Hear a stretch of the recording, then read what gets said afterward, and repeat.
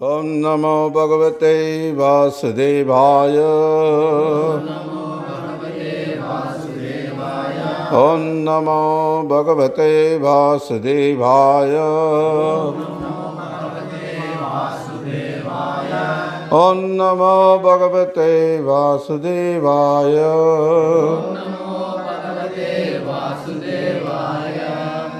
பகவத்கீதை உண்மை உறவில் 18வது அத்தியாயம் முடிவு துறவின் பக்குவம் 25வது ஸ்லோகம். திரும்ப சொல்லுங்க. அனுபந்தம் க்ஷம் ஹிம்சாம் அனபேக்ஷா ச பௌருஷம் மோஹாத் ஆரப்யதே கர்ம யத்தமசமுச்சதே. மொழிபெயர்ப்பும் பொருளுரையும் வழங்கியவர் அகில உலக கிருஷ்ண பக்தி இயக்கத்தின் ஸ்தாபக ஆச்சாரியர் தெய்வ திரு பக்தி வேதாந்த சுவாமி ஸ்ரீல பிரபுபாதர். எந்த ஒரு செயல் எதிர்கால பந்தத்தையும் மற்றவர்களுக்கு இழைக்கப்படும் துன்பத்தையும் கருத்தில் கொள்ளாமல் சாஸ்திர விதிகளை புறக்கணித்து மயக்கத்தில் செய்யப்படுகின்றதோ அந்த செயல் தமோகுணத்தின் செயலாக கூறப்படுகின்றது. பொருளுரை. ஒருவன் தனது செயல்களின் கணக்கை தேசத்திடமோ பரமபுருஷரின் பிரதிநிதிகளான யமதூதர்களிடமோ கொடுக்க வேண்டும். பொறுப்பற்ற செயல் சாஸ்திர விதிகளின் ஒழுங்குமுறைகளை அளிப்பதால் அச்செயல் அழிவை தரக்கூடியதாக கூறப்படுகின்றது. பெரும்பாலும் வன்முறையை அடிப்படையாக கொண்ட இச்செயல்கள் பிற உயிரினங்களை துன்புறுத்தக்கூடியவையாக உள்ளன. அத்தகைய பொறுப்பற்ற செயல் ஒருவனது சொந்த அனுபவ அறிவை கொண்டு நிறைவேற்றப்படுகிறது. அது மயக்கம் என்று அறியப்படுகின்றது. அத்தகைய மயக்க செயல்கள் எல்லாம் தமோகுணத்தின் படைப்புகளாகும். नमो विष्णुपादाय कृष्णप्रेष्ठाय पुतले श्रीमते भक्ति विकास स्वामी नमिने। नमो विष्णुपादाय कृष्णप्रेष्ठाय पुतले श्रीमते भक्ति वेदांत स्वामी नमिने। नमस्ते सारस्वती देवे गौरवाणी प्रचारिणे निर्विशेष शून्यवादी पाश्चात्य देशतारिणे। जय श्री कृष्ण चैतन्य प्रभु नित्यानंद श्री अद्वैत गदाधर श्रीवासादि गौर भक्तवृंद।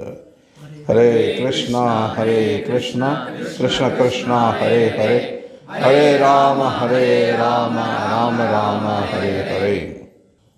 हरे कृष्णा. ஸோ பகவான் கிருஷ்ணர் இங்கே சத்தோகுணம், ரஜகுணம், தமோகுணம் இது அடிப்படையில் இருக்கக்கூடிய செயல்கள், இதுக்கு முன்னாடி ஸ்லோகங்களில் சத்தோகுண செயல், ரஜோகுண செயலை பற்றியும் சொல்லியிருக்கிறார். 23வது ஸ்லோகத்தில் எந்த ஒரு செயல் ஒழுங்குபடுத்தப்பட்டு பற்றின்றி வெறுப்பின்றி பலனை எதிர்பார்க்காமல் செய்யப்படுகின்றதோ அது சத்தோகுணத்தின் செயல் அப்படின்னு சொல்லப்பட்டிருக்கு. எந்த ஒரு செயல் ஆசைகளை திருப்தி செய்வதற்காக பெரும் முயற்சியுடனும் அகங்காரத்துடனும் செய்யப்படுகின்றதோ அந்த செயல் ரஜகுணத்தின் செயல் என்று கூறப்படுகிறது. ஸோ இப்போது தமோகுண செயலாக எதிர்கால பந்தத்தையும் மற்றவர்களுக்கு இழைக்கப்படும் துன்பத்தையும் கருத்தில் கொள்ளாமல், அப்படின்னா அதை பற்றி பொருட்படுத்துறதில்லை, என்ன வேணால் நடக்கட்டும் அப்படின்னு சொல்லி அதை பற்றி பொருட்படுத்தாமல் செயல்படுறது. சாஸ்திர விதிகளை புறக்கணிக்கிறது மயக்கத்தில் செய்யப்படுகிறது. ஸோ இதெல்லாம் தமோகுணத்தின் செயலாக கருதப்படுது. ஸோ பிரபுபாதர் இங்கே பொருளுரையில் சொல்கிறார், ஒருவன் தனது செயல்களின் கணக்கை தேசத்திடமோ பரமபுருஷரின் பிரதிநிதிகளான யமதூதர்களிடமோ கொடுக்க வேண்டும். காரணம், அவன் செய்யக்கூடிய செயல்கள் சாஸ்திர விதிகளை மீறியதாக இருக்குது. சாஸ்திர விதிகளை அவன் பொருட்படுத்துறது கிடையாது. அவன் செய்யக்கூடிய செயல்கள் மற்ற உயிர்களுக்கு தீங்கிழைக்கக்கூடியதாக இருக்குது. கர்மா என்பது என்ன அப்படின்னா, எந்த ஒரு செயல் செய்தாலும் அதற்கான விளைவு உண்டு. இங்கே சொல்லப்பட்டிருக்கிற மாதிரி சாஸ்திர விதிகளை புறக்கணித்து மயக்கத்தில் செய்யக்கூடிய செயல்கள் எப்போதும் நன்மை பயக்கக்கூடியதாக இருப்பதில்லை. இந்த போதையில் இருக்கக்கூடியவர்கள் ரொம்ப எப்படி எப்போதும் ஒரு மாதிரியான ஒரு ஒரு ஒரு கலவரமான ஒரு சூழல் தான் இருக்கும் அவங்கள சுற்றி. எப்போ என்ன நடக்குமோன்ற ஒரு பதற்றத்தோடு தான் இருந்துகிட்ருப்பாங்க. நடைமுறையில் நம்ம பார்க்குறோம், இந்த தமோ குணத்தில் இருக்கக்கூடிய மக்கள் அவங்களுடைய செயல்கள்னால மேலும் மேலும் தங்களுடைய இந்த பௌதிக வாழ்க்கையை நீட்டித்து கொண்டே போகிறாங்க. பௌதிக வாழ்க்கையிலிருந்து விடுபடுவது தான், தன்னை விடுவித்து கொள்வது தான், மோட்சத்தை அடைகிறது தான் வாழ்க்கையோட குறிக்கோள். அதுதான் அதுக்காக தான் இந்த மனித வாழ்க்கை கொடுக்கப்பட்டிருக்கு. மனுஷ ஜன்மம் துர்லபம், இது ரொம்ப அரிதாக கிடைக்கப்பட்டிருக்கு இந்த மனித வாழ்க்கை. ஸோ அதுலேயும் ஒரு நாகரிகம் அறிந்த ஒரு மனித வாழ்க்கை அப்படின்றது ரொம்ப அரிது.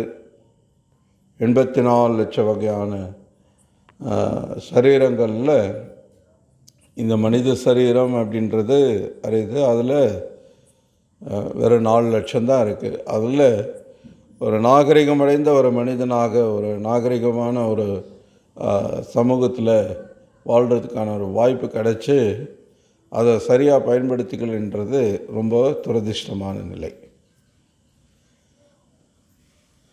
அப்கோர்ஸ் பகவத்கீதையிலே பகவான் சொல்கிறார், இறை உணர்வை அடையிறதுன்றது அவ்வளவு எளிதான விஷயம் இல்லை.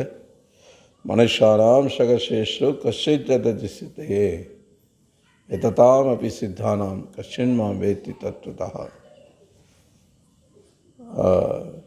1000 பேர்களில் யாரோ சிலர் தான், கொஞ்சம் பேர் தான் எதத்தாம் அப்படி சித்தான பக்குவம் அடைந்தவர்களாக இருக்காங்க. அந்த பக்குவம் அடைந்தவர்கள்லையும் கஷன்மாம் வேத்தி தத்துவதாக, என்னை உள்ளபடி அறிந்து கொள்பவர்கள் மிக குறைவானவர்கள் அப்படிங்கிறார். அதே மாதிரி பகுனாம் ஜன்மனாம் அந்தே ஞானவான் மாம் பிரபத்ததே வாசுதேவ சர்வமிதி ச மகாத்ம சுதுர்லபா. பல ஜென்மங்களாக ஞானத்தை வளர்த்து கொண்டிருக்கக்கூடியவர்கள் ஞானிகளாக இருந்து கடைசியில் வாசுதேவ சர்வமிதி, எல்லாம் வாசுதேவர் தான் அப்படின்றத உணர்ந்து அவர்கிட்ட சரணடையக்கூடியவர்கள் ச மகாத்மா. அப்படிப்பட்ட மகாத்மாக்கள் சுதுர்லப அப்படிங்கிறார் பகவானே. என்ன சொல்கிறார்? சுதுர்லப. துர்லப அப்படின்னா அரிது, சுதுர்லபன்னா ரொம்ப ரொம்ப அரிது. ஸோ பகவானே இப்படி சொல்கிறார். இது கிருஷ்ண உணர்வை ஏற்பது அவ்வளோ எளிதான விஷயம் இல்லை தான். நடைமுறையிலே நம்ம பார்க்குறோம், பிரம்மாண்ட பிரமித்தே கோன பாக்யவான் ஜீவ் குரு கிருஷ்ண கிருபாய பாய் பக்தி லதா பீர். இந்த பிரம்மாண்டம் முழுக்க இந்த ஜீவன் 84 லட்சம் வகையான சரீரங்களை கடந்து பிறந்து இறந்து மறுபடியும் இந்த சம்சார சக்கரத்தில் உழன்று கொண்டே இருக்கும்போது குரு கிருஷ்ணருடைய கருணை இருந்தால் அவங்களுக்கு பக்தி லதா பீட், பக்தி அப்படின்ற அந்த விதை கொடுக்கப்படுது. அது இல்லாத வரைக்கும் இந்த பௌத்திக உலகத்தில் புலனின்பம் அப்படின்ற ஒரு விஷயத்தை நோக்கி ஓடிக்கிட்டே இருக்காங்க. இவ்வளவுதான் இந்த புலனின்பத்துக்கான ஆசை இருக்கணும் அப்படின்றது கிடையாது. இந்த இவ்வளோ தான் எல்லை, இதுக்கப்புறம் போயிடுச்சுன்னா புலனின்ப ஆசை இருக்காது அப்படின்லாம் கிடையாது. பைத்தியக்காரத்தனத்துடைய எல்லை கடைசி உச்சத்துக்கு கொண்டு போய் விடும் இந்த புலனின்பத்துக்கான ஆசை அப்படின்றது. அப்போ கூட அதிலிருந்து விடுபடுறது அவ்வளோ எளிதான விஷயம் கிடையாது. இன்னைக்கு காலைல ஒரு பிரபாதருடைய ஒரு உரையாடல் கேட்டுட்டு இருந்தேன். அதில் பில்வமங்கல தாக்கூர் கதையை சொல்கிறார். உங்களை தெரிஞ்சிருக்கும்னு நினைக்கிறேன். குறைஞ்சபட்சம் நாடகம் பார்த்துருப்பீங்க. சில பிரபாத தியேட்டர்ஸ் ரொம்ப அருமையான நாடகம் பண்ணியிருக்காங்க. சேலத்தில் நடத்துனாங்க first time. So Bilvamangal Thakur ரொம்ப ஒரு நல்ல பண்புள்ள கலாச்சாரம் உள்ள ஒரு குடும்பத்தில் பிறந்து வளர்ந்தவராக இருந்தாலும் துரதிர்ஷ்டவசமாக ஒரு வேசியோட தொடர்பு வருது. அந்த பெண்ணோட உறவு கொள்றதுக்காக இவர் ரொம்ப கடுமையான சூழல்கள் எல்லாம் கடந்து வர வேண்டியிருக்கு. இவருக்கு அந்த பெண் மீது இருக்கக்கூடிய அந்த ஈர்ப்பு, தன்னுடைய தந்தை இறந்து போய் சவமாக இருக்கிறார், இன்னும் அந்த சவத்தை அடக்கம் கூட பண்ணலை. ஆனால் அந்த சமயத்தில் இவர் வீட்டை விட்டு வெளில பார்க்குறார். அந்த சமயத்தில் தடுக்கிறாங்க வீட்டில் இருக்கவங்க. இப்போ போய் எங்கேப்பா போகிற, இந்த மாதிரி அப்பாவுக்கு நீ கடைசி காரியமெல்லாம் நீ செய்ய வேண்டியது இருக்குது.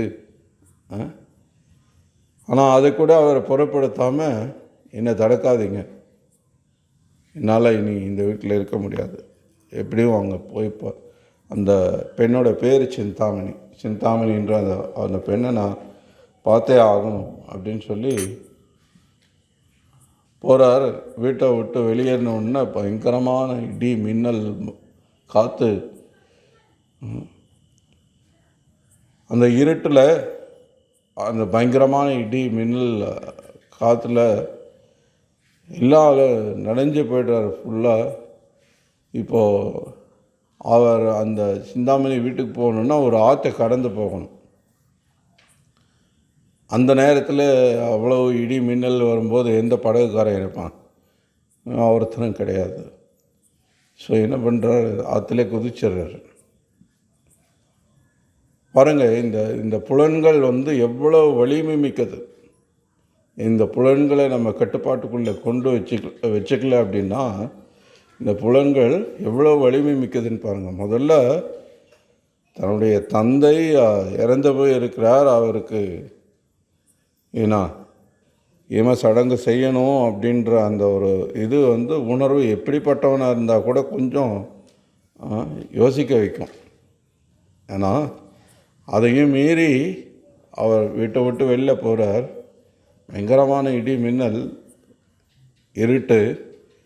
சாதாரணமாக இருட்டில் போகணுன்னாலே ரொம்ப கஷ்டம். அதுவும் இந்த மாதிரி பயங்கரமான காற்று இடி மின்னலோடு இருக்கும்போது ரொம்ப கஷ்டமாக இருக்கும். அதையும் மீறி ஆற்றுக்கரைக்கு வந்துடுறார். ஆற்றுல குதிச்சிடுறார். ஆற்றுல நீந்தி போய்ட்டுருக்கும்போது ஏதோ கைக்கு தட்டப்படுது. சரி, இதை பிடிச்சிட்டே நீந்திடலாம் அப்படின்னு சொல்லிட்டு நீந்தி வராரு. அதை பிடிச்சிக்கிட்டே ஏதோ மரக்கட்டையோ என்னமோ நினச்சிட்டு. அப்புறம்தான் தெரியுது, நீந்தி வந்ததுக்கப்புறம் அது ஒரு இறந்து போன உடல்.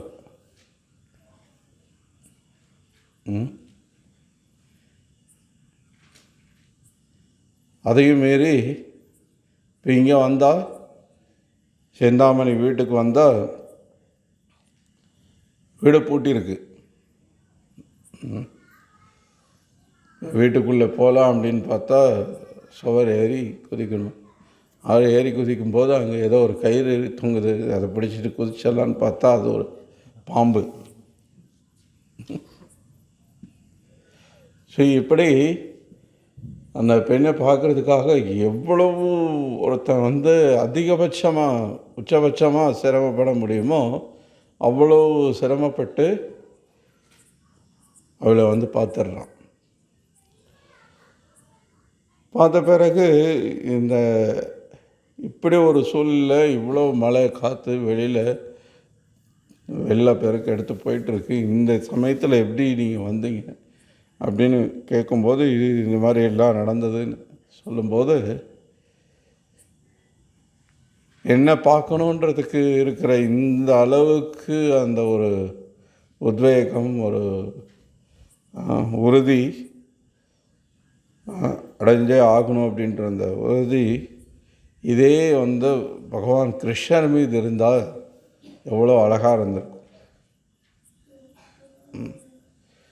பகவான் மீது இதே அளவுக்கு ஒரு பற்றும் ஒரு உறுதியும் ஒரு உத்வேகமும் இருந்தால் அது எவ்வளோ அழகாக இருந்திருக்கும். ஸோ இது கேட்ட உடனே அவருக்கு மண்டியில் அப்படியே சொல்லின்னு உரைக்கும், சரின்னு எவ்வளோ பெரிய தப்பு பண்ணிட்டோம் அப்படின்றத உணர்ந்து இனி இங்கே இருக்கக்கூடாது அப்படின்னு சொல்லி கிளம்புறார். பிருந்தாவனத்துக்கு போகிறார். போயிட்டுருக்கிற வழியில் அங்கே ஒரு பெண்ணை சந்திக்கிறாருன்னா அந்த பெண் வந்து அப்படியே போயிட்டுருக்காங்க. அவங்கள பார்த்த மாத்திரத்தில் இந்த சிந்தாமணியோட நினைவு வந்துடுது. அவங்க தான் நினச்சிட்டு பின்னாடியே அவங்க வீட்டுக்கு போயிட்டு அந்த பெண்ணிட்ட பேசுகிறார். அப்போ அந்த பெண் வேற ஒருத்தங்க அப்படின்றது தெரிய வருது. அந்த சமயத்தில் அந்த பெண்ணோட கணவரும் வந்துடுறார். இப்போ நடந்தது என்னன்றது அவங்களுக்கும் சொல்கிறான். ஸோ கடைசியில் பார்த்திங்கன்னா இவர் ரொம்ப கூனி குறுகி நிற்கிறார். ஏன்னா இவர் ஆல்ரெடி வந்து எல்லாத்தையும் திறந்துட்டு இனி பிருந்தாவனத்தில் ஒரு பிச்சை எடுத்தாவது நம்ம பிழைச்சிக்கலாம் அப்படின்னு சொல்லிட்டு காவி எல்லாம் உடுத்திக்கிட்டு தான் இப்போ ஒரு சாதுவாக தான் காட்சி தெரிகிறார். ஸோ ஒரு சாது ஏதோ வராரே அப்படின்னு சொல்லிவிட்டு அந்த அம்மா வந்து மரியாதை கொடுத்து கடிந்து பேசாமல் மரியாதை கொடுத்து அவங்க வீட்டுக்குள்ளே விடுறாங்க. ஆனால் இவர் அந்த பெண்ணை அடைய பார்க்குறார் அப்படின்றது தெரிய வந்தவுடனே அந்த பெண் வந்து அதுக்கு அனுமதிக்கலை. ஸோ அந்த நேரத்தில் கணவனும் வந்துட்டதுனால அவருக்கு விஷயம் தெரிஞ்சு இப்போது இவர் ரொம்ப கூனி குறுகி நிற்கிறார். இந்த மாதிரி பண்ணிட்டோமே அப்படின்னு சொல்லி இதெல்லாம் இந்த கண் இருக்கிறதுனால தானே. இந்த கண் வந்து இந்த மாதிரி அழகான ஒரு விஷயத்தை தேடிக்கிட்டே இருக்குது. அப்போ இந்த கண் எதுக்கு அப்படின்னு சொல்லிவிட்டு அந்த பெண்ணுக்கிட்ட உங்களுடைய தலையில் இருந்து அந்த கொண்ட ஊசியை கொடுங்க அப்படின்னு சொல்லி வாங்கி தன்னுடைய கண்ணை குத்திக்குவார். பார்வையை இழந்துடுவார். ஸோ அதுக்கப்புறம் பகவான் கிருஷ்ணரையே நினச்சி ரொம்ப சிறந்த ஒரு கவிஞர் பிரபுபாதர் அவருடைய பாடலிலிருந்து ஒரு பாடலை வந்து அடிக்கடி மேற்கோள் காட்டுவார். ஸோ அவர் சொல்கிறார், முக்தியே வந்து முக்தி தேவியே வந்து முன்னாடி வாசலில் வந்து கைகூப்பி நிற்கிறாங்க, உங்களுக்கு நான் என்ன சேவை பண்ணட்டும்னு சொல்லி. ஸோ எனக்கு முக்தியை ஒரு பெரிய, அதாவது என்ன சொல்ல வர்றார் அப்படின்னா, பகவானுக்கு செய்யக்கூடிய தொண்டை விட உயர்ந்த விஷயம் வேறு எதுவும் கிடையாது. முக்தி ரொம்ப பெரிய விஷயம் அப்படின்னா எப்போவோ ஏன்னா முக்தி தேவி இங்கே கைகூப்பி நின்றுட்டுருக்காங்க, உங்களுக்கு என்ன சேவை பண்ணட்டும்னு சொல்லி. ஸோ அதனால் ஒரு பக்தனுக்கு முக்தி அவ்வளோ முக்கியமான விஷயம் கிடையாது அப்படின்றத சொல்ல வர்றாரு அந்த பாடலில். ஸோ அதை பிரபுபாதர் அடிக்கடி மேற்கோள் காட்டுவார். ஸோ இந்த மாதிரி ஒரு புலன் கட்டுப்பாடு இல்லாமல் போகும்போது ஒருத்தனுடைய உணர்வு எந்த அளவுக்கு ரொம்ப தாழ்ந்து போய் அவன் வந்து தன்னை மயக்க நிலையில் இங்கே மயக்கம்னு சொல்லப்பட்டிருக்கு இல்லையா, அந்த மயக்கம் அப்படின்றது ஏதோ சாப்பிடாம இருக்கும்போது அந்த மாதிரியான மயக்கம் கிடையாது. இந்த மயக்கம் வந்து புலன்களை எப்படியாவது திருப்திப்படுத்தணும் அப்படின்ற அந்த ஒரு மோகம், அதனால் வரக்கூடிய ஒரு மயக்கம். ஸோ அந்த மயக்கத்தில் ஒரு காரியத்தை செய்யும்போது அதனுடைய விளைவு என்னன்றதை பற்றி சிந்திக்க மாட்டாங்க.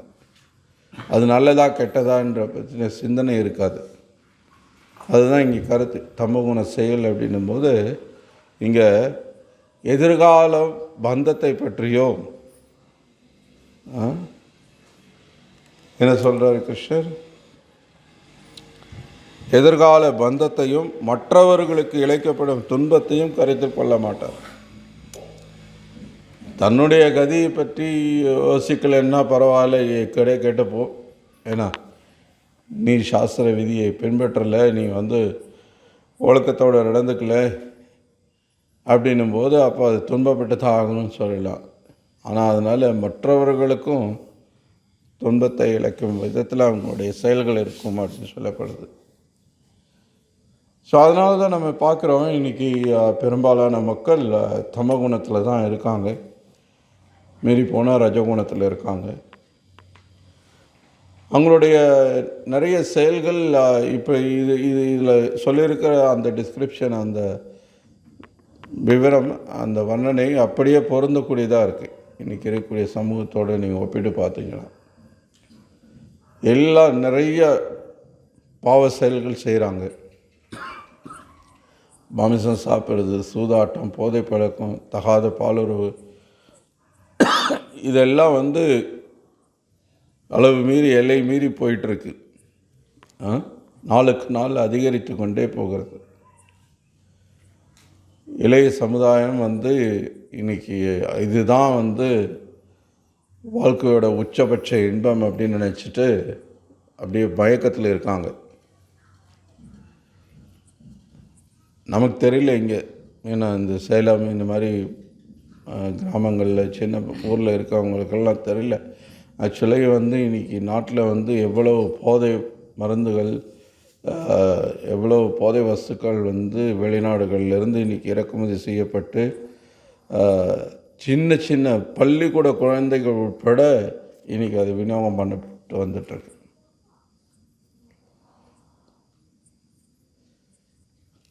சாதாரணமாக மிட்டாய் விற்கிற பெட்டி கடையில் மிட்டாய் மாதிரியே வந்து செஞ்சு போதை மருந்து விற்றுட்ருக்காங்க.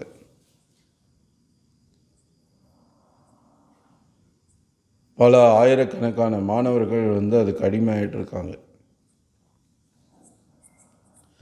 இது அந்த அளவுக்கு ரொம்ப ஆபத்தான ஒரு செயல். ஆனால் கூட அது சாதாரணமாக இன்றைக்கி நாளுக்கு நாள் பெருகிட்டே வந்துட்டுருக்கு. இந்த மாமிசம் சாப்பிட்றதும் அதே மாதிரி தான். அது ரொம்ப கௌரவமாக கருதுகிறாங்க, ரொம்ப நாகரிகமானதாக நினைக்கிறாங்க. எது வந்து ஒரு 20-30 வருஷத்துக்கு முன்னாடி, 40-50 வருஷத்துக்கு முன்னாடி பாவகரமானது, அது ரொம்ப மோசமானது, தீண்டத்தகாதது அப்படி கருதப்பட்டதோ, அது அப்படியே தலைகீழாக இன்றைக்கி மாறி அது நாகரிகமானது, கௌரவமானது அப்படின்னு இன்றைக்கி பிரச்சாரம் செய்யப்பட்டுருக்கு. வியாபாரத்துக்காக மற்றவர்களுடைய உயிர், எனக்கு பணம் வருது, ஏன்னா நான் ஒரு 10 பிரியாணி விற்றேன்னா எனக்கு பணம் வருது அப்படின்னா அதுக்காக என்ன வேணால் விளம்பரம் பண்ணி எப்படி வேணால் ஒருத்தனை சாப்பிட வைக்கிறதுக்கு என்ன வேணால் பண்ணுறதுக்கு நான் தயாராக இருக்கேன். அது எவ்வளோ பெரிய பாவகரமான செயலாக இருந்தாலும், அதனால் வரக்கூடிய விளைவு எவ்வளோ மோசமானதாக இருந்தாலும் அதை பற்றி பொருட்படுத்துறது கிடையாது. ஸோ இது தொடர்ந்து நடந்துகிட்டே இருக்குது எல்லா சமயத்துலேயும். இப்போ இது எல்லாத்துக்கும் தீர்வு என்ன அப்படின்னு பார்த்தோம்னா கிருஷ்ண உணர்வு மட்டும்தான். ஸோ அதனால தான் ஆரம்பத்திலே சொன்னோம், இந்த பக்தி அரிதான விஷயமா இருந்தால் கூட குறிப்பாக இந்த கலியுகத்தில் சைத்தன்ய மகாபிரபுவே சாட்சாத் பகவான் கிருஷ்ணரே சைத்தன்ய மகாபிரபுவாக அவதரிச்சிருக்கிறதுனால குறிப்பாக இந்த கலியுகம் ரொம்ப ரொம்ப விசேஷமானது. ஏன்னா அந்த ஸ்வயம் பகவான் கிருஷ்ணரே எல்லா அவதாரங்கள் எல்லா விரிவாக்கங்களுக்கும் மூலமாக இருக்கக்கூடிய அந்த ஆதி புருஷரான கோவிந்தர் கிருஷ்ணரே சைத்தன்ய மகாபிரபுவாக வந்திருக்கிறார். அதனால் இந்த சைத்தன்ய மகாபிரபுவோட விசேஷ கருணை என்ன அப்படின்னா, நீங்கள் கிருஷ்ணருடைய உபதேசத்தை பிரச்சாரம் பண்ணி நீங்களே குருவாயிடுங்க அப்படிங்கிறார். ஆரே தேக்க தாரேக்காக கிருஷ்ண உபதேஷ். நீங்கள் எங்கே போனாலும் யாரை பார்த்தாலும் கிருஷ்ணர் என்ன உபதேசம் பண்ணியிருக்கிறாரோ, பகவத்கீதை என்ன சொல்கிறதோ அதை நீங்கள் அப்படியே சொல்லுங்கள். அப்படி செஞ்சீங்கன்னா நீங்களும் குரு அப்படிங்கிறார். இங்கே பக்தராகிறதுன்றதே ரொம்ப கஷ்டம். குரு ஆகிறதுன்றது அவ்வளோ எளிதான விஷயம் கிடையாது. குருன்னா நிறைய சாஸ்திர ஞானம் இருக்கணும், பெரிய பண்டிதராக இருக்கணும், என்ன அவர் பௌதிக பற்று இல்லாமல் இருக்கணும், தன்னுணர்வை அடைந்தவராக இருக்கணும். அது எப்படிங்க நான் குருவாகிட முடியுமா? எனக்கு இதெல்லாம் இந்த தகுதியெல்லாம் இல்லையே, தேவையில்லை. நீ என்ன பண்ண? ஹரத்தேக்க தரக்காக கிருஷ்ண உபதேஷ்.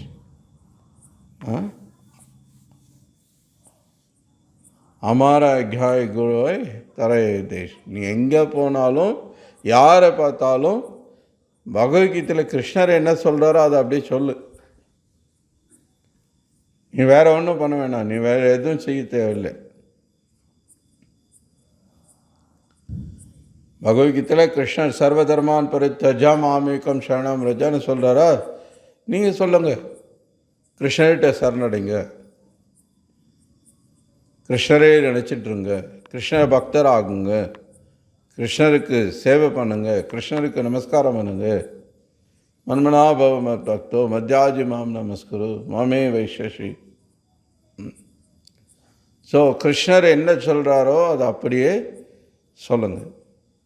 ஸோ பிரபுபாதர் நடைமுறையில் அதை நமக்கு செய்து காட்டினார். அஃப்கோர்ஸ் பிரபுபாதர்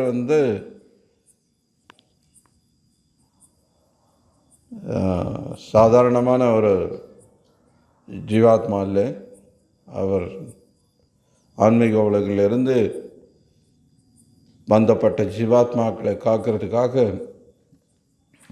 பகவானுடைய கருணையோடு இங்கே இறங்கி வந்தவர். அவர் எல்லா சாஸ்திர ஞானத்தையும் விரல் நுனியில் வச்சுட்டு ரொம்ப அற்புதமாக எவ்வளோ பெரிய சவாலையும் எதிர்கொள்ள தயாராக இருந்து அது பிரச்சாரத்தில் செயல்படுத்தியும் காட்டினார்.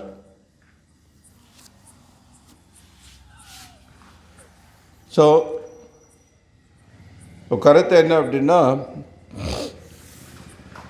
பகவத்கீதா நமக்கு இந்த ஞானத்தை எல்லாம் கொடுக்கறது மூலமாக நம்ம இந்த பௌதிக உலகத்திலிருந்து விடுபட்டு எப்படி நம்ம சுற்றி இருக்கிறவங்களையும் நம்ம விடுபட வைக்கிறது அப்படின்றதுக்கு பிரபுபாதருடைய இந்த பொருளுரைகள் ரொம்ப உதவிகரமாக இருக்குது. இன்றைக்கி உலகம் முழுக்க கிட்டத்தட்ட ஒரு 600க்கும் மேற்பட்ட வெவ்வேறு பதிப்புகள் இருக்குது. பகவத்கீதா வெவ்வேறு பிரசுரங்கள் மூலமாக பிரசுரிக்கப்பட்ட பதிப்புகள் இருக்குது. ஆனால் இந்த பகவத்கீதை உண்மை உறவில் ஒன்று மட்டும்தான் உலகெங்கும் இத்தனை ஆயிரக்கணக்கான லட்சக்கணக்கான பக்தர்களை உருவாக்கி இருக்குன்றத உறுதியாக சொல்ல முடியும்.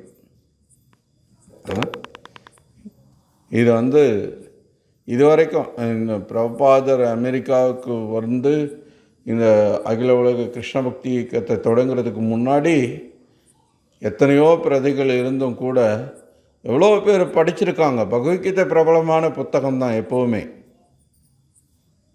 பிரபாதருக்கு முன்னாடியும் கூட பகவத்கீதை நன்கு அறியப்பட்ட புத்தகமாக தான் இருந்தது உலகெங்குமே. ஆனால்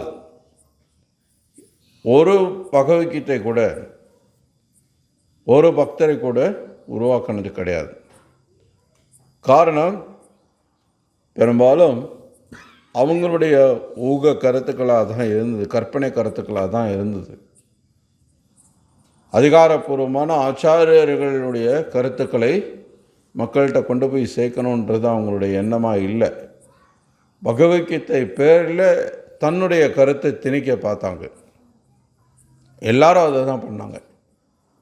டாக்டர் ராதாகிருஷ்ணன்லேருந்து அரவிந்தோவிலேருந்து ஏன்னா எல்லாம் நிறைய எல்லாருமே என்ன பண்ணாங்க, அவங்களுடைய கருத்துக்களை மக்கள்கிட்ட கொண்டு போய் சேர்க்கறதுக்கு பகவத்கீதை பேரை பயன்படுத்திக்கிட்டாங்க.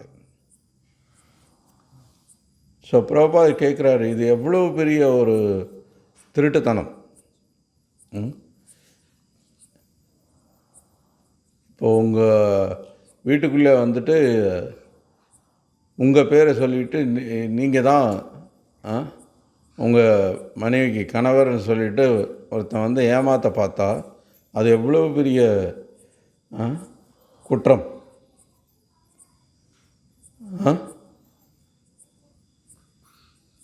உங்களை மாதிரியே வேஷம் போட்டுட்டு ஒருத்தன் வந்து நான் தான் உங்கள் கணவர் அப்படின்னா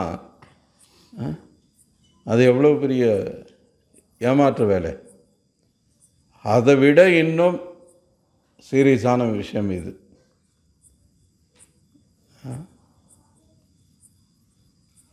எப்படி வந்து ஒருத்தருடைய சொந்த கருத்துக்களை சொல்கிறதுக்கு பகவத்கீதை பேரை பயன்படுத்த முடியும், கிருஷ்ணர் பேரை பயன்படுத்த முடியும்? யார் அந்த அதிகாரத்தை கொடுத்தது? ஆனால் இன்றைக்கி அதுதான் நடந்துகிட்ருக்கு. அதனால தான் அந்த பகவத்கீதை ஒரு பக்தரை கூட உருவாக்க முடியல. ஆனால் அதே பகவத்கீதை உண்மை உறவில் வந்த உடனே ஆயிரக்கணக்கான லட்சக்கணக்கான பக்தர்கள் உலகெங்கும் எல்லா நாடுகள்லேயும்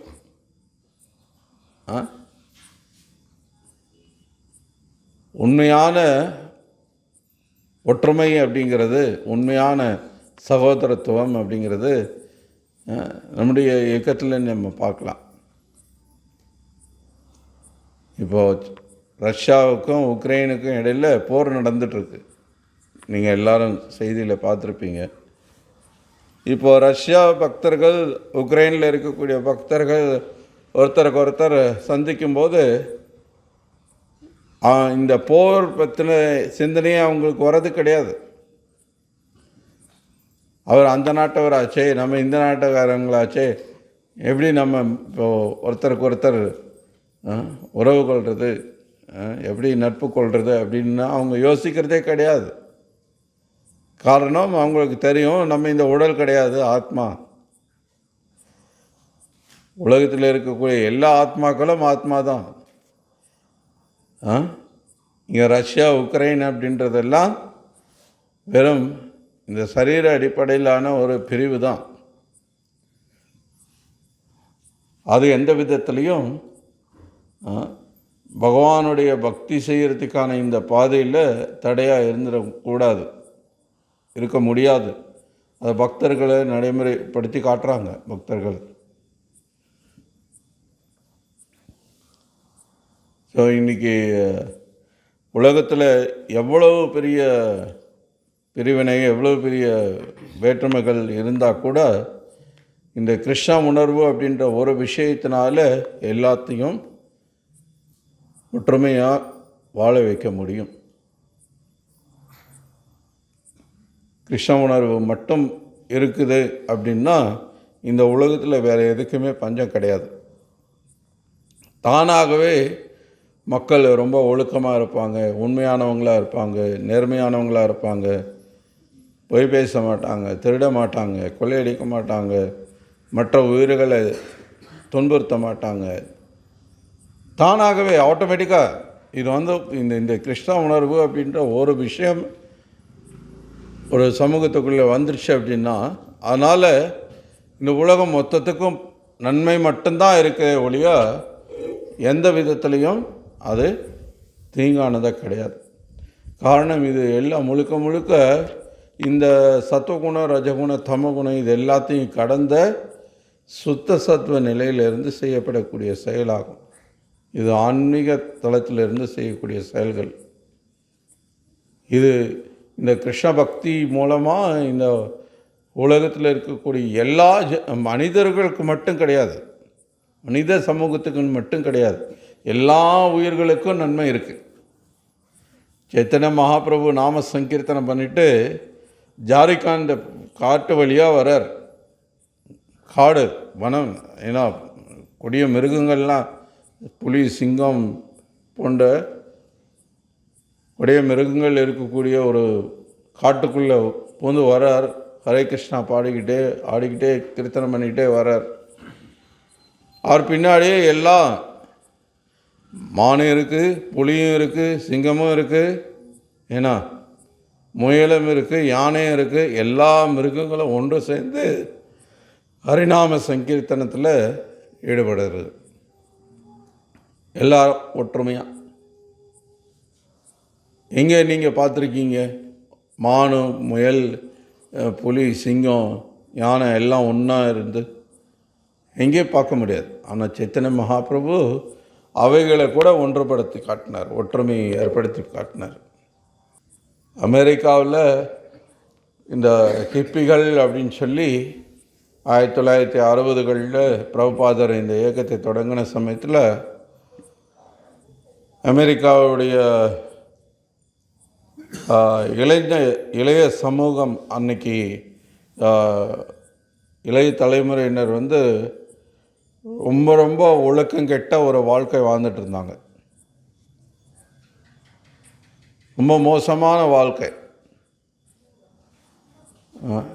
இப்படியெல்லாம் வாழ முடியுமா அப்படின்னு இந்தியாவிலலாம் சொன்னால் நம்ப கூட மாட்டாங்க. அவ்வளோ ஒழுக்கக்கேடான ஒரு வாழ்க்கை. ஆனால் அவங்கள ரொம்ப ரொம்ப ஒழுக்கமான, திவ்யமான, தெய்வீகமான வாழ்க்கை வாழ்கிறதுக்கு இந்த கிருஷ்ண உணர்வு அவ்வளோ ஒரு முக்கிய காரணமாக இருந்தது. இந்த கிருஷ்ண உணர்வு அவ்வளோ சக்தி வாய்ந்ததாக இருந்ததுனால அவ்வளோ ஒழுக்கக்கேடான மோசமான நிலையில் இருந்தவங்கள தெய்வீகமான உன்னதமான வாழ்க்கை வாழக்கூடியவங்களாக மாற்றிருக்கு. ஸோ இது எல்லாமே சைத்தன்ய மகாபிரபுவோட கருணை. நமோ மகாவதன்யாய கிருஷ்ண பிரேம பிரதாயத்து கிருஷ்ணாய கிருஷ்ண சைத்தன்ய நாமே கௌரத்ருஷே நமஹா. ஸோ ஸ்ரீல ரூப கோஸ்வாமி சொல்கிறார், இருக்கிறதுலே ரொம்ப ரொம்ப ரொம்ப ரொம்ப கருணை வாய்ந்த ஒரு அவதாரம் அப்படின்னா எண்ணிலடங்காத அவதாரங்கள் இருக்குது, பகவானுடைய அவதாரங்கள். அதில் இந்த சைத்தன்ய மகாபிரபுவோட அவதாரம். காரணம், மற்ற அவதாரங்கள்லாம் பார்த்திங்கன்னா, இப்போ கிருஷ்ணராக வந்தபோது பகவான் யாராவது அசுர குணத்தோடு இருக்காங்க, பக்தர்களுக்கு தீங்கு விளைவிக்கிறாங்க அப்படின்னா, பகவானுக்கு எதிராக செயல்படுறாங்க அப்படின்னா அவங்கள வதம் பண்ணுவார். பூத்தனாவில் தொடங்கி திருநாவரத்த, சக்கடாசுர, இப்படி தினம் ஒரு அசுரர்களை கொண்டுட்டு இருந்தார் கிருஷ்ணர் விருந்தாவனத்தில். ராமராக வந்தபோதும் பார்த்திங்கன்னா நிறைய அசுரர்களை வதம் பண்ணார். ராவணனை கொல்றதுக்கு முன்னாடி நிறைய பலாயிரக்கணக்கான லட்சக்கணக்கான அசுரர்களை வதம் பண்ணார். இப்போ மற்ற அவதாரங்கள்லேயும் நிறைய அவதாரங்களில் அசுரர்கள்லாம் வதம் பண்ணுறார். ஆனால் சைத்தன்ய மகாபிரபுவோட அவதாரத்தில் அப்படி அசுரர்கள்லாம் அழிச்சா இங்கே ஒருத்தருமே மிஞ்சி இருக்க மாட்டாங்கன்னு தெரிஞ்சு பகவான் என்ன பண்ணார்? அசுரர்களை அழிக்கிறதுக்கு பதிலாக அவங்களுக்குள்ளே இருக்கக்கூடிய அசுர குணத்தை அழிக்கிறார். எப்படி? ஹரே கிருஷ்ணா கிருஷ்ணா கிருஷ்ணா ஹரே ஹரே, ஹரே ராம ராம ராம ஹரே ஹரே. ஸோ ஹரிநாமத்தை சொல்லி அவங்க இதயத்தை தூய்மைப்படுத்துகிறார். சேத்த தர்ப்பண மார்ஜனம் பவமஹாதஹவாக்னி நிர்வாபனம் ஸ்ரேய கைரவ சந்திரிகா விதரணம் வித்யாவத ஜீவனம் ஆனந்தாம்புதிவர்தனம் பிரதிபதம் பூர்ணாமிருதாஸ்வாதனம் சர்வாத்ம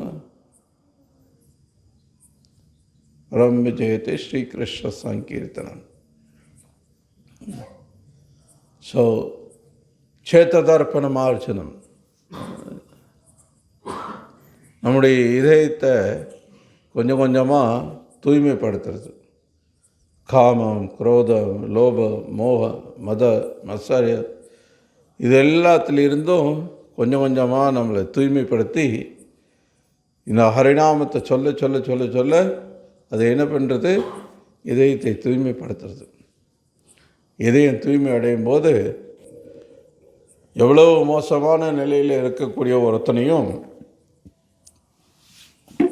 தெய்வீகமான நிலைக்கு அவனை கொண்டு வந்துடுது. அவனுக்குள்ள நான் யார் என்ற அறிவை வளர்க்கிறது. அவன் தன்னை உணர்ந்தவன் ஆகிறான். ஆத்மா அழிவதில்லை, ஆத்மா நித்தியமானது. அஜாயத்தை நாம் மிரியத்தேவ கதாசி. ஆத்மாவுக்கு பிறப்போ இறப்போ கிடையாது. ஆத்மா நித்தியமானது. சரீரம் அழியக்கூடியது, சரீரம் மரணத்துக்கு உட்பட்டது. ஆனால் இந்த சரீரம் அழிஞ்சால் கூட ஆத்மா அழிகிறது கிடையாது. ஆத்மா நித்தியமானது. அவனுக்கு அந்த ஆத்ம ஞானம் கிடைக்கிறது. தூய்மை அடைகிறான். ஆத்ம தளத்திலிருந்து செயல்படுறான்.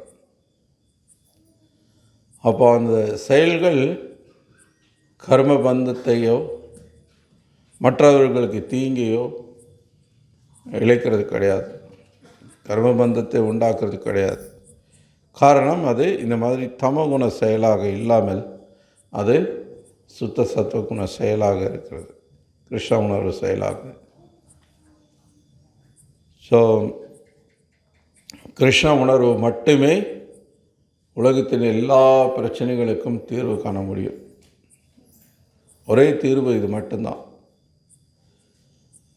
இதை புரிஞ்சிட்டு இந்த கிருஷ்ண உணர்வை நம்ம தீவிரமாக செயல்படுத்தினோம் அப்படின்னா நம்ம வாழ்க்கையில் நம்மளே அதை இப்போவே உணரலாம். நிறைய பேர் நினைக்கிறாங்க இது ஹரே கிருஷ்ணா ஹரே ராம இதெல்லாம் ஜெபம் பண்ணிட்டு இதெல்லாம் இதெல்லாம் படிச்சுட்டு என்ன ஆகும் தெரியலையே, இதெல்லாம் என்ன செத்ததுக்கப்புறம் என்ன ஆனால் என்ன அப்படி நினைக்கலாம். ஆனால் அதுக்காக நீங்கள் சாகிற வரைக்கெல்லாம் காத்திருக்கணுன்றது இல்லை. இந்த பகவத்கீதை ரொம்ப சக்தி வாய்ந்தது, ரொம்ப ஏன்னா பிரயோஜனமானது, நம்ம வாழ்க்கையை புனிதப்படுத்தக்கூடியது அப்படின்றத இப்போ வாழும்போது, இதை நீங்கள் பயிற்சி செய்யும்போதே நீங்கள் அதை தெரிஞ்சுக்கலாம். இப்போ நீங்கள் பசியோடு இருக்கீங்க, தட்டில் நல்லா பிரசாதம் போட்டு உங்களுக்கு முன்னாடி வைக்கிறாங்க, ஒரு வாயை சாப்பிட்றீங்க, ஒரு காலம் பிரசாதமும் உள்ளே போக போக பசி குறையிறது இல்லையா? வயிறு நிறைய பசியோட வலி இல்லாமல் போகுது, பசி இல்லாமல் போகுது, சந்தோஷம் வருது. இதை வேறு யாராவது உங்களுக்கு சொல்லணுமா? நீ இப்போ சாப்பிட்டுட்டு இருக்க, உனக்கு சாப்பிட உனக்கு பசி போகும் அப்படின்னு யாராவது சொல்லணுமா என்ன? நம்மளே தெரிஞ்சுட்டு போகிறோம் இல்லையா? அது மாதிரி இந்த கிருஷ்ண உணர்வுன்றது நம்மளே அதை உணர முடியும். இன்னொருத்தர் நமக்கு சொல்லி தெரிய வேண்டிய அவசியம் கிடையாது. ஆனால் அதுக்கு நம்ம பயிற்சி செய்யணும். பயிற்சி செஞ்சால் தான் அதை நம்ம உணர முடியும். இது பக்தி நம்ம இந்த உடலை விட்டதுக்கப்புறம் நம்ம அதன் பலனை அடைய முடியும். அது வரைக்கும் நம்ம அதை பற்றி ஏதோ கண்மூடித்தனமாக ஏதோ நம்பிட்டு இருக்க வேண்டியதான் அப்படின்லாம் கிடையாது. இதில் கண்மூடித்தனன்றதே கிடையாது. பிரபுபாதர் பல ஆயிரம் முறை சொல்லியிருக்கிற இது விஞ்ஞானபூர்வமான இயக்கம். உண்மையான விஞ்ஞானம் இதுதான். இது கிருஷ்ண உணர்வு விஞ்ஞானம்.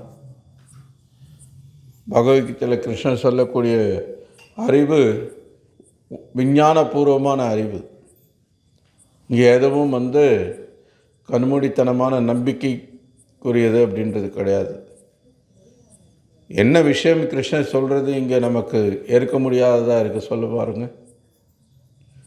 நஜாயத்தே நாம் மிரியத்தே, ஆத்மா பிறப்பதோ இறப்பதோ இல்லைங்கிறார். ஆத்மாவுக்கு மாற்றம் இல்லைங்கிறார். எப்படி இதை உங்களால் நம்ப முடியாமல் போகுது? நமக்கு சின்ன வயசில் நடந்த விஷயங்கள் இன்றைக்கி வரைக்கும் ஞாபகம் இருக்குது. இன்னும் 10 வருஷம் ஆனால் கூட நமக்கு நிறைய விஷயங்கள் ஞாபகம் இருக்கும். அப்படின்னா நமக்குள்ளே நம்ம மாற்றம் அடையாமல் தான் இருக்கும். ஆனால் 10 வயசில் இருந்த உடல் இப்போ இருக்கான்னு கேட்டால் இல்லை, உடல் மாறி போச்சு.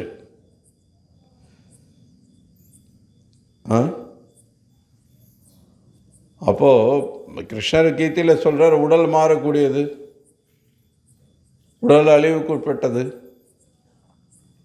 ஆனால் ஆத்மா நித்தியமானது. இதை விட சிம்பிளான ஒரு சோதனை தேவையாக இருக்குது தெரிஞ்சுக்கிறதுக்கு. இதுக்காக பெரிய விஞ்ஞானி ஆகணுமா? அதெல்லாம் ஒன்றும் அவசியமே இல்லை. PhD வாங்கணுமா? அதில் தேவையில்லை. ரொம்ப சாதாரணமாக எளிய பாமர மனிதனாக இருந்தால் கூட இந்த தத்துவத்தை புரிஞ்சுக்க முடியும். கௌமாரம், யௌவனம், ஜரான்னு பல நிலைகளை கடந்து வருது. உடல் மாறிக்கிட்டே இருக்குது அப்படின்னு சொல்கிறார். இது இந்துக்களுக்கு மட்டும்தான், இது இந்தியர்களுக்கு மட்டும்தான், இது யாதவ குலத்துக்கு மட்டும்தான் அப்படின்னு ஏதாவது இருக்கா? இல்லை, இது எல்லாருக்குமானது. இது உலகத்தில் இருக்கக்கூடிய யாருக்கும் இது பொருந்தும், எல்லா சமயத்திலையும். இதுதான் விஞ்ஞானம். மாற்றமே இல்லாமல் இருக்கும். பகவான் கொடுக்கக்கூடிய இந்த அறிவு 5000 வருஷத்துக்கு முன்னாடி அர்ஜுனனுக்கு என்ன உபதேசம் பண்ணாரோ அதே வார்த்தைகள் இங்கே இன்னமும் இருக்குது. அன்னைக்கு பொருந்தினது இன்றைக்கி பொருந்தது. இன்னும் 10,000 வருஷம் கழிச்சு, இன்னும் 1,00,000 வருஷம் கழிச்சு அப்போ கூட இதே வார்த்தைகள் பொருந்தும். அதுதான் விஞ்ஞானம். இன்றைக்கி விஞ்ஞானன்ற பேரில் தினம் ஒரு கருத்தாக மாற்றிக்கிட்டே இருக்காங்க பாருங்க. அதுக்கு பேர் விஞ்ஞானம் கிடையாது. ஸோ இது விஞ்ஞானபூர்வமான, இதை விட சிறந்த உயர்ந்த அறிவு உலகத்தில் கிடையாது. ஏன்னா இது மிக சிறந்த உயர்ந்த அறிவாளியான பகவான் கிருஷ்ணருடைய திருவாயில் கொடுக்கப்பட்ட அறிவு. ஸோ அதனால் இந்த அறிவை ஏற்று நம்ம வாழ்க்கையில் நம்ம பக்குவப்படுத்திக்கிறதுக்கு உண்மையாக முயற்சித்தோம் அப்படின்னா நம்ம புத்திசாலியாக இருக்கலாம். இல்லைன்னா இங்கே கிருஷ்ணர் சொல்கிற மாதிரி நம்ம மயக்கத்தில் செய்யக்கூடாத காரியங்கள்லாம் செஞ்சு கடைசியில் இந்த பௌதிக உலகத்திலேயே பந்தப்பட்டு நம்ம இந்த பந்தத்தை நீட்டித்து கொண்டே போக வேண்டியதான். ஹரே கிருஷ்ணா. ஏதாவது கேள்வி இருக்கா யாருக்காவது? வருஷம் கிடாய் வெட்டுறது பரம்பரை செஞ்சுட்டு இருக்கோம். தெய்வகுத்தமாகும், செய்ய வேண்டியது நீங்கள் செஞ்சே ஆகணும் அப்படின்ற மாதிரி சொல்கிறாங்க. அது நாங்கள் சாமி தானே வைக்கிறோம், அது எப்படி பாவம் வரும் அப்படின்றாங்க. அது எப்படி மக்கள் வருஷத்தில் எத்தனை நாள் நீங்கள் அதை செய்கிறீங்க? 2 வருஷம் 5 வருஷத்துக்கு. அப்புறம் மீதி நாள்லாம் தினம் பிரியாணி சாப்பிட சொல்லியிருக்கு. இப்போ உங்கள் குலதெய்வத்தில்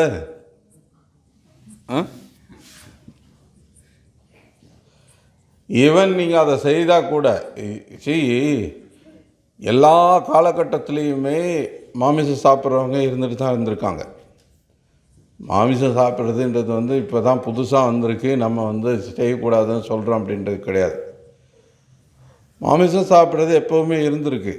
ஆனால் அதுக்காக வந்து அது ஊக்குவிக்கப்பட்டதா, அது வந்து ஒரு கௌரவமானதா, நாகரிகமானதா,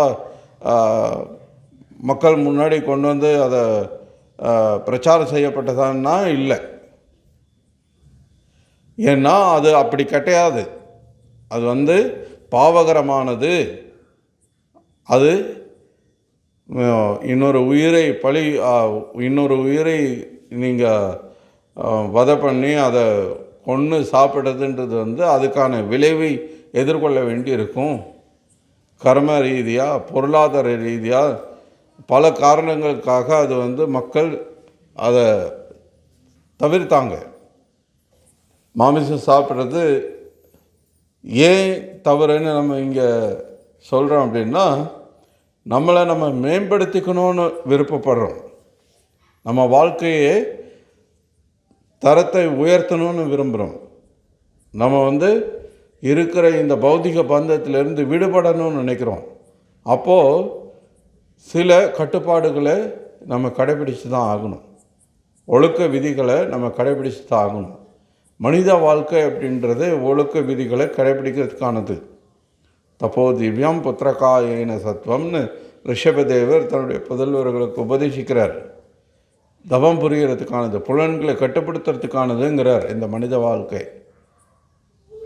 ஆனால் அந்த புலன் கட்டுப்பாடு கூட எதுக்காக அப்படின்னா, தப்போ திவ்யம் புத்திரகாயேன சத்வம், திவ்யம் அப்படிங்கிறார், உன்னதமான ஆன்மீக வளர்ச்சிக்கானதா இருக்கணும் அப்படிங்கிறார். ஸோ அப்படி ஒரு கட்டுப்பாடு இல்லாத மனிதன், ஏன்னா முற்காலத்தில் இருந்தாங்க, அவங்க மாமிசம் சாப்பிட்டாங்க, இவங்க மீன் சாப்பிட்டாங்க, அவர் அதை பண்ணார் இதை பண்ணாருன்றதுக்கு நீயும் அதையே பண்ணிகிட்டு இருக்கணும்னு எங்கே சொல்லப்பட்டிருக்கு? இப்போ ஒருத்தங்க ஒரு குற்றம் பண்ணியிருக்காங்க, ஒரு ஒழுக்க மீறலாக ஒழுக்க விதி மீறி இருக்காங்க அப்படின்னா, இப்போ அதை பின்பற்றுறதா கௌரவமான விஷயம்? அதுவா நாகரிகமான விஷயம்? உண்மையான புத்திசாலின்னா என்ன பண்ணுவான்? அது ஒழுக்க மீறல், அது வந்து ஒழுக்க விதியை மீறி இருக்குது, அவங்க வந்து சத்துவகுணத்தில் இல்லை, அவங்க இந்த பௌதிக பந்தத்தில் நீட்டிக்க போகிறாங்க அப்படின்னு தெரிஞ்சும் அவங்க செஞ்சதையே செய்கிறதுக்கு எப்படி வந்து நம்ம அதை முன்னேற்றமாக நினைக்கலாம், அதை கௌரவமானதாக நினைக்கலாம்? நம்மளை நம்ம மேம்படுத்திக்கிறதுக்கு தானே பார்க்கணும். அப்போ சாஸ்திரம் என்ன சொல்கிறதுன்னு நம்ம பார்க்கணும். இப்போ அன்றைக்கி செஞ்சாங்களே இன்றைக்கி செஞ்சாங்களே அப்படின்னா, அன்றைக்கி செஞ்சவங்க என்ன கதி ஆனாங்க தெரியுமா? சாஸ்திரம் என்ன சொல்லுது தெரியுமா? தமோகுணத்தில் இருக்கக்கூடியவர்கள் செய்யக்கூடிய செயலின் விளைவு என்ன? மறுபடியும் இந்த பௌதிக பந்தத்திலே அதோ கச்சந்தி தாமசா. ஸோ அதுக்கு நீங்கள் ரெடி, எனக்கு அதுதான் வேணும்னா யார் என்ன பண்ண முடியும்?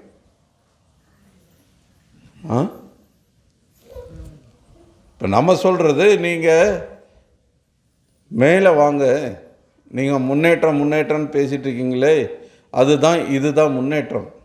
ஏன்னா உங்களை நீங்கள் கட்டுப்படுத்திக்கிட்டு உங்கள் மனசையும் புலன்களையும் உங்கள் கட்டுப்பாட்டுக்குள்ளே கொண்டு வந்து உங்களுடைய வளர்ச்சிக்காக நீங்கள் செயல்படுறது தான் முன்னேற்றம்.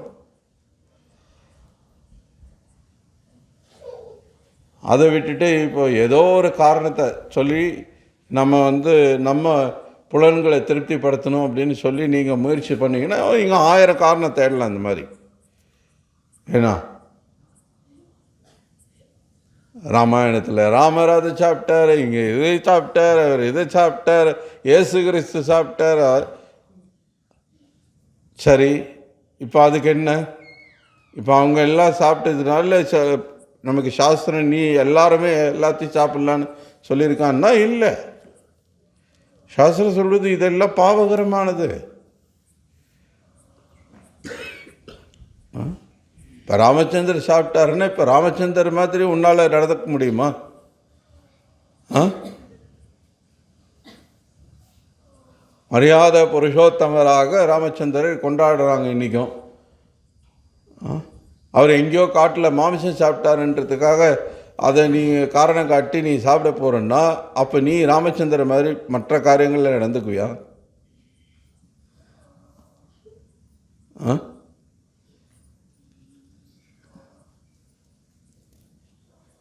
இப்போ மற்றவங்களை நீ மேற்கோள் காட்டுறன்னா அப்போ மற்றதெல்லாம் என்ன ஆச்சு? இப்போ இது இந்த மாமிசம் சாப்பிட்றதுக்கு மட்டுமே அவங்கள நீ மேற்கோள் காட்டுறன்னா அப்போ மற்றதெல்லாம்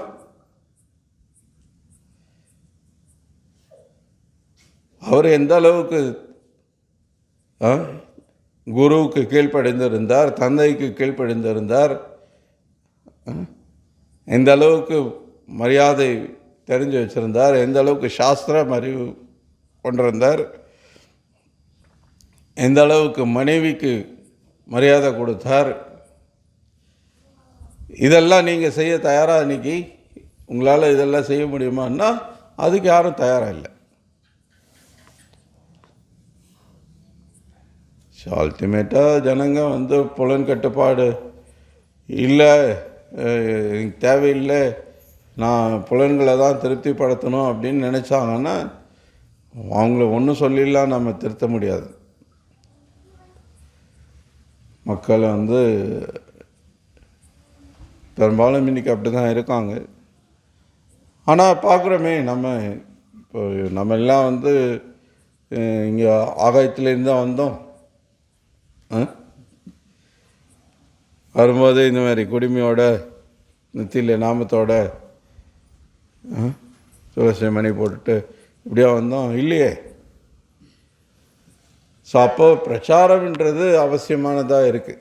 பிரச்சாரம் செய்யச்சா நம்ம வாழ்க்கையில் அதை எவ்வளோ தீவிரமாக கடைபிடிக்கிறோமோ ஆச்சாரம் தான் பிரச்சாரமாகிறது.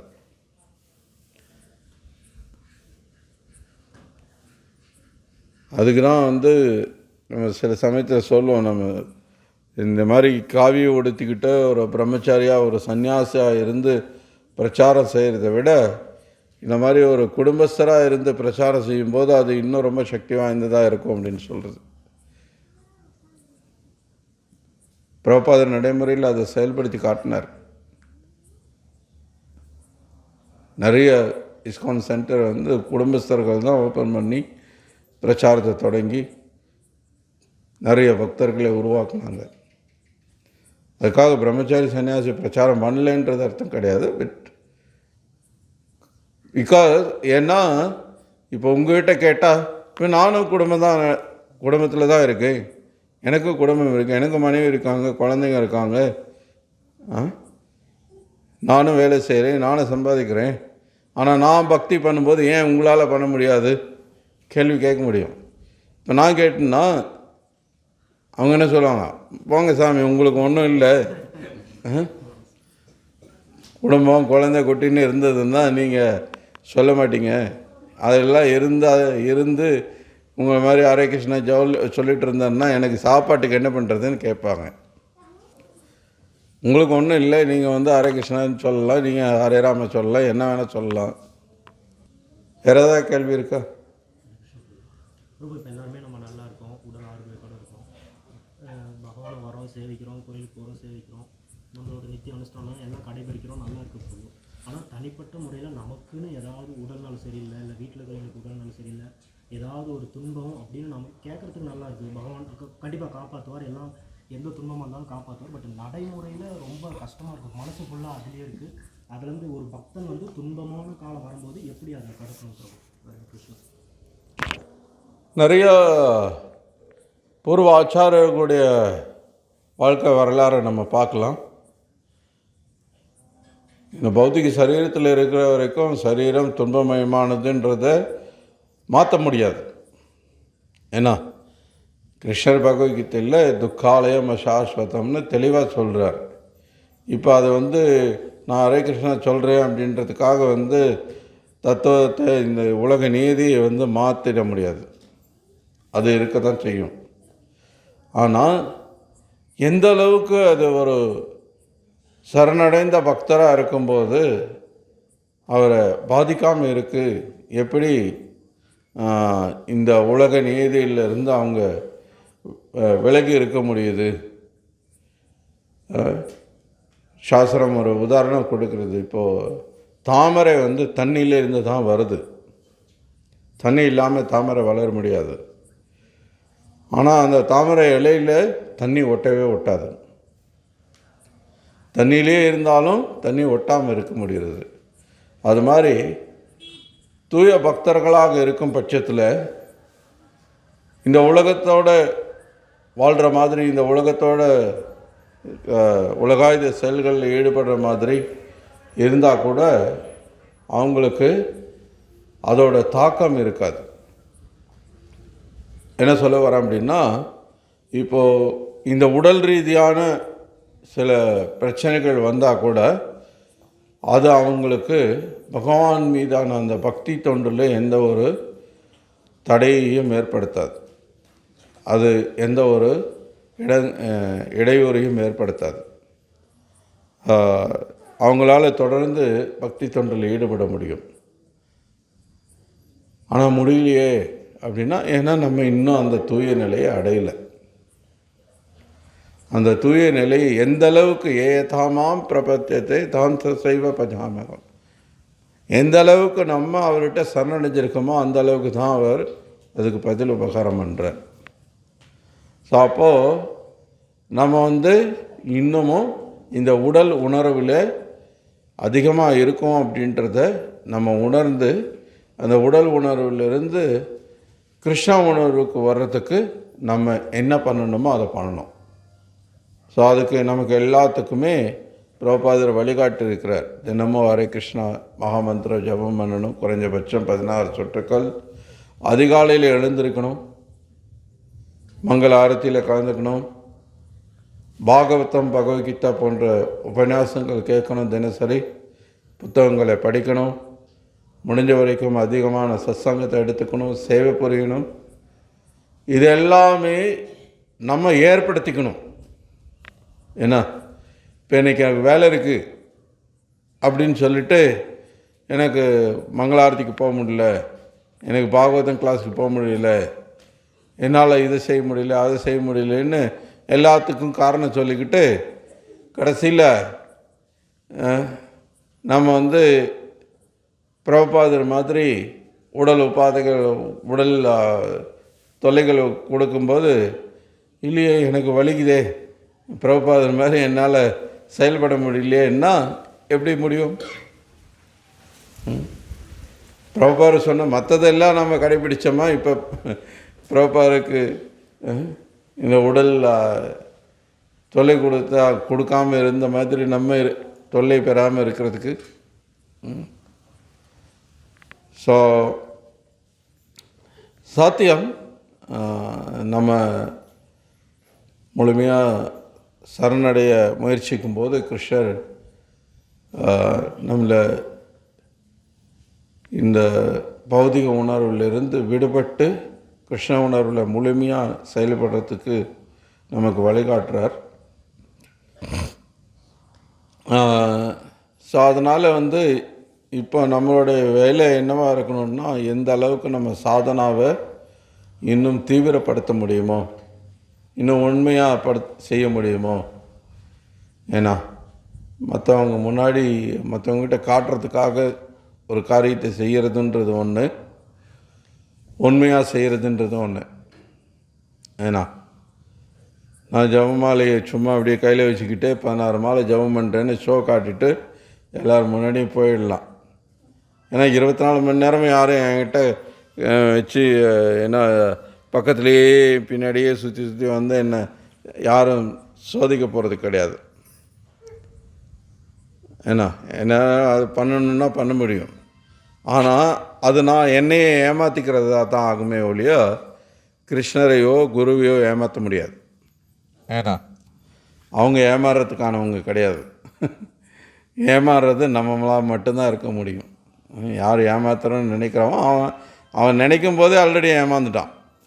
என்ன இவன் போய் எங்கே போய் இன்னொருத்தவங்களை ஏமாத்துறது? ஸோ அதனால் அந்த மாதிரியும் இருக்கலாம். நம்ம பக்த வேஷத்தில் இருந்துட்டு பக்தன்னு நினச்சிட்ருக்கலாம். அல்லது பக்தனாக இருக்கலாம். ஆக்சுவலி பக்தனாக இருக்கும்போது அவன் தன்னை பக்தன்னு சொல்லிக்கவே மாட்டான். ஆரம்ப நிலையில் இருக்கும்போது தான் கனிஷ்டாதிகாரி தான் நான் பெரிய பக்தன் அப்படின்னு சொல்லிட்டு இருப்பான். ஹரே கிருஷ்ணா. பகவத்கீதை உண்மை உறவில் கி ஜாய். ஸ்ரீல பிரபுபாத் கி ஜாய்.